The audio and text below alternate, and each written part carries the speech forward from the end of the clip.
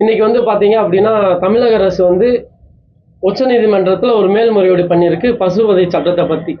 இதை பற்றி ஒரு விளக்கமாக என்ன சொல்லணும் அப்படின்னா, தமிழகத்தில் வந்து பார்த்தீங்கன்னா உயர்நீதிமன்றம் உங்களுக்கு வந்து பொது இடங்களில் வந்து மாடுகளை வெட்டக்கூடாதுன்னு சொல்லிட்டு சட்டம் நிறைவேற்றியிருக்கு.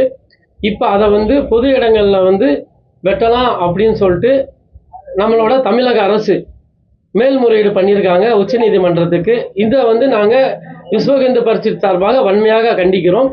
பொதுவாக வந்து பார்த்தீங்க அப்படின்னா பசு அப்படின்னாவே நமக்கு புனிதமானது, இந்து தர்மத்துக்கு மிக மிக முக்கியமானது. ஒரு எல்லா வீட்டு விசேஷங்களுக்கும் முதல்ல வர்றது வந்து கோ பூஜை தான்.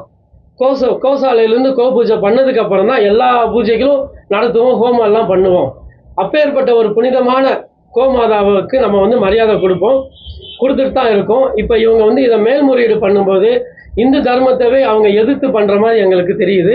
இது நாங்கள் வன்மையாக கண்டிக்கிறோம். இதை வந்து உடனடியாக இந்த அரசு வந்து தலையிட்டு இதை உடனே வாபஸ் பண்ணணும், திரும்ப பெற்றணும் இந்த திட்டத்தை. ஏன்னா திரும்ப எங்கள் தமிழக இந்து மக்களை மதிங்க. ஏன்னா இது வரைக்கும் இல்லாத ஒரு விஷயத்தை நீங்கள் மேல்முறையீடு பண்ணும்போது ரொம்ப கஷ்டமாக இருக்குது. இன்னொரு விஷயம், தாய்ப்பாலுக்கு அப்புறம் தினசரி நம்ம அன்றாட நம்ம சாப்பிடக்கூடியது வந்து பசு மாட்டு பால் தான். இன்னைக்கு வரைக்கும் நம்ம சாப்பிட்டுட்டு இருக்கோம். அந்த நன்றியோடு இருக்கணும், அந்த நன்றியை காப்பாற்றுங்க. இதை வந்து நீங்கள் உடனடியாக நடைமுறைப்படுத்தலாம் அப்படின்னா இந்துக்கள்லாம் சேர்ந்து மிகப்பெரிய போராட்டத்தை சந்திக்கிற மாதிரி வந்துடும். ஏன்னா இது ரொம்ப ரொம்ப முக்கியமான விஷயம்.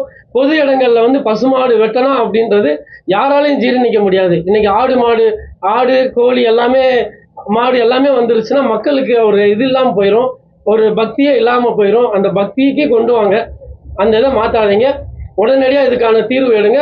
தேனி நகரம் விஸ்வ இந்து பரிஷத் சார்பாக கேட்டுக்கொள்கிறோம். பால நடராஜன், தேனி நகர செயலாளர்.